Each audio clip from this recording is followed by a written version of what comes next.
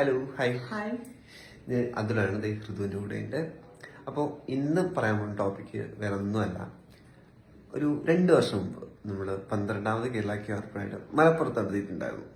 അതിനുശേഷം ഒരു anti LGBT സംഘടനയിൽ വന്ന ഒരു ക്ലബ് ഹൗസ് ചർച്ചയുടെ ഒരു ചുരുക്കം ഒരു ഇതാണ്. എൻ്റെ ഒരു ഓഡിയോ ഞാൻ ഇതിന്റെ കൂടെ ആഡ് ചെയ്യുന്നുണ്ട്. ഇല്ല, നമ്മൾ അറിഞ്ഞില്ല അങ്ങനെ പരിപാടി നടത്തിയത്. എസ് കേരളയുടെ പിള്ളേരല്ല നടത്തിയത്.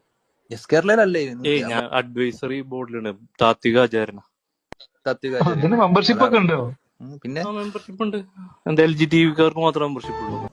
എന്താ സൂയിസൈഡ്, ട്രാൻസ്ജെൻഡേഴ്സ് സൂയിസൈഡ് ആണെന്നാണ് എന്റെ ആഗ്രഹം. എനിക്ക് ഭയങ്കര ഇഷ്ടമാണ് ഇങ്ങനെ ന്യൂസ്. അവര് നിങ്ങളൊന്നും പോയില്ല പ്രൈഡ് മാർച്ചിന്? ഞങ്ങള് കണ്ടിട്ടാ പോകുന്നത്. നിങ്ങൾ ഉണ്ടായിരുന്നല്ലോ അവിടെ. അടുത്ത വർഷം ഒരു 4 LGBTകാരെങ്കിലും ഇത് കാരണം സൂയിസൈഡ് ആണ്. അതാണ് ഞങ്ങളുടെ ലക്ഷ്യം.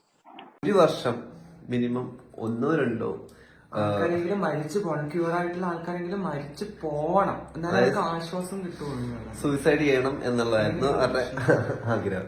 അപ്പൊ മനുഷ്യന്റെ കാര്യം മനസ്സിലായില്ലേ? അപ്പൊ എത്രയൊക്കെ നല്ലവരായിട്ടുള്ള മനുഷ്യരുണ്ടെങ്കിലും ഇതേപോലുള്ള കുഴുത്തിരിപ്പുള്ള കുറെ എണ്ണം ഇപ്പോഴും നമ്മുടെ സമൂഹത്തിൽ നിൽക്കുന്നുണ്ട്.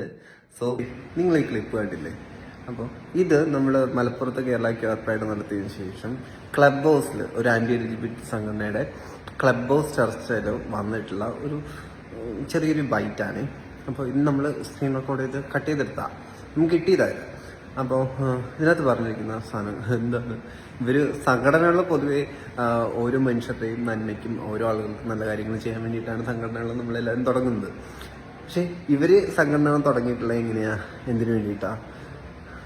ചില ആളുകൾ ക്യൂറായി അല്ലെങ്കിൽ ട്രാൻസായിട്ട് ഐഡന്റിഫൈ ചെയ്യുന്ന ആളുകൾ അവരുടെ സ്വന്തം തിരിച്ചറിഞ്ഞ് അവരുടെ ഇഷ്ടത്തിനനുസരിച്ച് ജീവിക്കുന്ന ആളുകളെ അവരുടെ മരണം, അതായത് അവർ സൂസൈഡ് ചെയ്യുന്നതാണ് അവരുടെ സന്തോഷം എന്ന് പറയുന്ന മനോവിചാരമുള്ള അല്ലെങ്കിൽ അത്തരത്തിലുള്ള മാനസികാവസ്ഥയുള്ള ആൾക്കാരൊക്കെയാണ് ഈ സംഘടനകളിലേക്ക്.